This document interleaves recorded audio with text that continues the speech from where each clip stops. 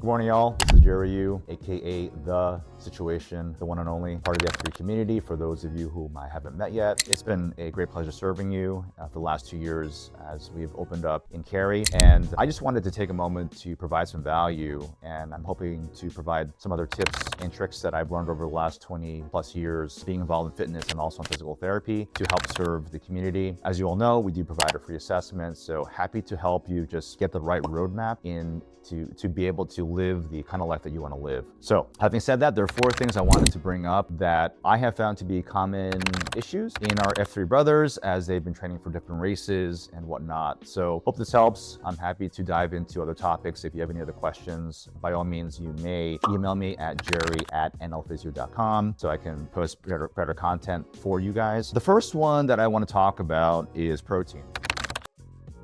And many of you have not been taking enough protein in. And what we know about protein as far as the research is concerned is that taking at least a minimum for an active person, like everyone in F3 is very, very active, a minimum of 1 gram of protein per pound body weight. So for example, if you weigh 180 pounds, taking in about 180 grams of protein daily is something that's going to help you to recover better and stay injury resistant, because you need that to be able to build the muscle that you have in your body from all the work that you've been doing. And especially with running, where you're just tearing down muscle day in and day out, you want to be able to recover faster. So it's something I highly recommend. If you have any questions on how I do my protein, happy to share the information as well. Second thing I want to talk about is heavy lifting. And I know that for obvious reasons, the workouts at F3 are typically body weight conditioning, except for the 1 or 2 groups, I believe in Carpex and in Apex, that do incorporate kettlebells and dumbbells. But I can't emphasize the value of this more than anything I talk about today. If you can just take away the fact that you have to lift heavier in your 30s and 40s to be able to do the things that you want to do, continue doing the things you want to do when you're 70 and 80, and to also stay independent and mobile. The longevity studies are clear that if we lift heavy weights in this age group, we're gonna have the best life that we can as we get older. So if you don't wanna be the grandparent who's on a walker or stuck on a couch, highly recommend that you add heavy lifting, heavy compound lifts to your workouts. If you don't know what compound lifts are, simply things like bench press, squat, deadlift, heavy pulls. All these things will work many different areas of your body all at once, including your core, which is for another discussion, but highly recommend you add it into your workouts, especially if you're supplementing strength training into what you do normally for running and other things that are F3 related. Third thing on my list is hamstrings. And this is specifically for the brothers who do a lot of running.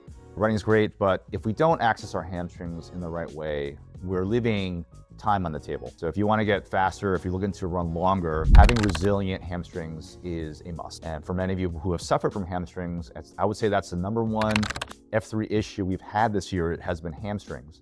So if you find that this has been a chronic issue for you, making sure that you address this, #1, quickly, and #2, that you are incorporating things into your strength program, like we said before, that really do address that. You're gonna have a much better running experience overall because they're so important in the running form. Which leads me to running form. Now, if you've had a running gait assessment in the past from any number of providers in the area, you've probably had it done on a treadmill, which is great if you run on a treadmill. So what I found to be more relevant in clinical practice is taking a running analysis outside, because I don't know about you, but I am rarely, if ever, on a treadmill at any given point in the year. So running on a treadmill won't necessarily always give us the most relevant information because we don't run on a treadmill. But outside, things change. And so people have been surprised by how they look when they run. And so I'm going to say about 85% of the issues that we've seen in our F3 community from running have been because of running form, because as you all know, the question I ask is, who taught you how to run? And if you've taught yourself, which is like many other people, then you might be running in a way that's not helpful for you. But the good thing is that running is a skill. And because it is a skill, it can always be learned, no matter how many years you've been running. Obviously, if you're coming in right before a race, we're not going to try to change anything.